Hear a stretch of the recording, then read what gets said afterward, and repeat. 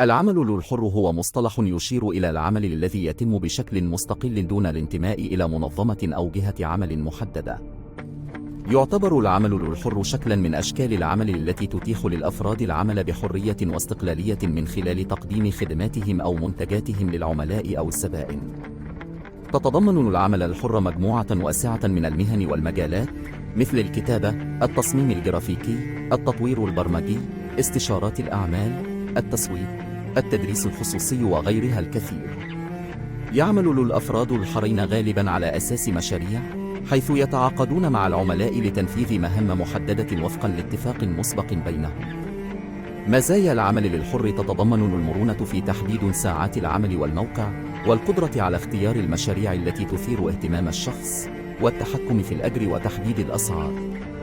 ومع ذلك، يوجد أيضاً تحديات في العمل الحر مثل ضمان استقرار الدخل، وإدارة العملاء والتسويق لنفسك، وتطوير الشبكات المهنية.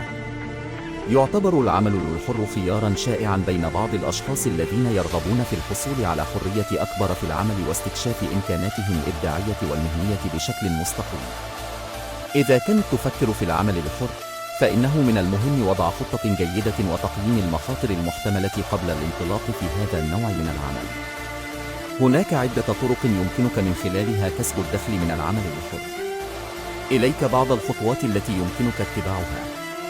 تحديد مجالك. ابدأ بتحديد المجال الذي تريده وتستمتع بالعمل فيه. يمكن أن يكون ذلك في مجال الكتابة، التصميم الجرافيكي، التسويق الرقمي، التطوير البرمجي، التدريس الخصوصي أو أي مجال آخر يتناسب مع مهاراتك واهتماماتك. بناء سمعتك. قم بإنشاء ملف شخصي احترافي يبرز خبراتك ومهاراتك في المجال الذي تعمل فيه. استخدم وسائل التواصل الاجتماعي والمواقع الإلكترونية لترويج خدماتك وبناء قاعدة عملاء محتملة. يمكنك أيضاً البحث عن منصات عمل حرة عبر الإنترنت والتسجيل فيها للوصول إلى مزيد من العملاء. تحديد الأسعار. حدد سياسة التسعير الخاصة بك بناءً على قيمة الخدمات التي تقدمها وسوق العمل في المجال الخاص بك. قم بدراسة الأسعار المعتادة في السوق وتأكد من أن تغطية تكاليفك وتحقيق ربح معقول.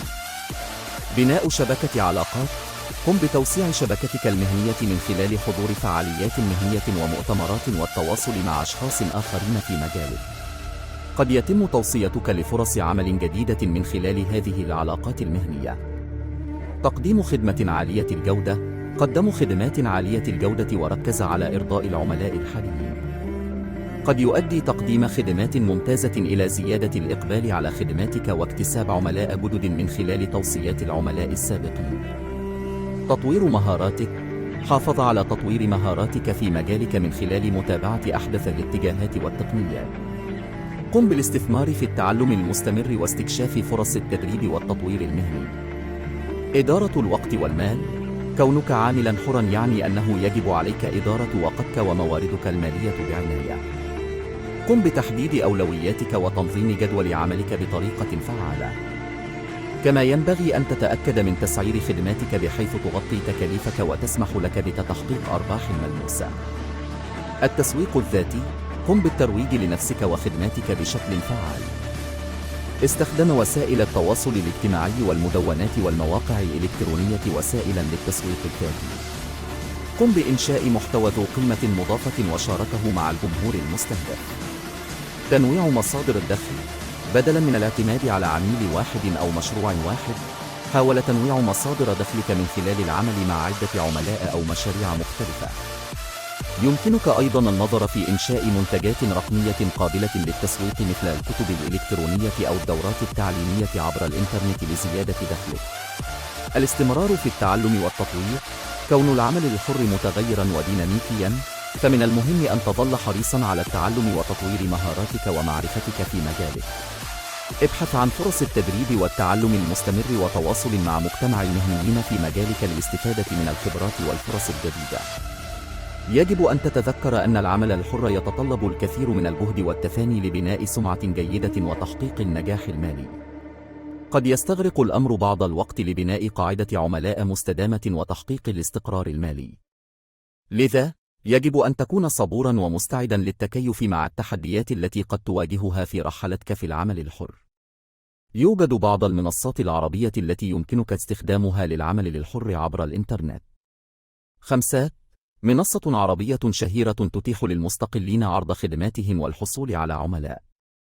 يمكنك إنشاء ملف شخصي وعرض خدماتك في مجالات مثل التصميم، الكتابة، التسويق الرقمي، الترجمة، وغيرها. أي خدمة؟ منصة تشبه 5 تماما وتعمل على نفس الأساس. يمكنك إنشاء ملف شخصي وعرض خدماتك للحصول على عملاء. مستقل، منصة عربية تسمح للمستقلين بالعمل على مشاريع مختلفة في مجالات مثل التصميم، التسويق، البرمجة، الترجمة والكتابة. يمكنك إنشاء ملف شخصي وتقديم عروض على المشاريع المعروضة من قبل العملاء. أيضا يمكنك الاستفادة من منصات التعليم عبر الإنترنت مثل يوديمي والمصرية للتعليم المفتوح من خلال إنشاء دورات تدريبية في مجالات مختلفة وتقديمها للراغبين في التعلم. حاسوب، منصة تقنية عربية تهتم بمجالات التكنولوجيا والبرمجة. يمكنك إنشاء ملف شخصي والتقدم للوظائف الحرة المعروضة أو العمل على مشاريع مستقلة. مستقلون، منصة متخصصة في العمل للحر وتركز على مجالات مثل التصميم، الكتابة، الترجمة، الفوتوغرافيا والتسويق الرقمي. أونلاين، منصة تسمح للمستقلين بتقديم خدماتهم في مجالات مثل التصميم، البرمجة، التسويق، الكتابة والترجمة. تصفح، منصة تتيح للمستقلين عرض خدماتهم وتقديم عروض على المشاريع المعروضة من قبل العملاء في مجالات متنوعة. من الجيد أن تتصفح هذه المنصات وتتعرف على شروط الاشتراك وكيفية العمل عليها لتحديد أي منها يناسب احتياجاتك ومجالاتك المهنية.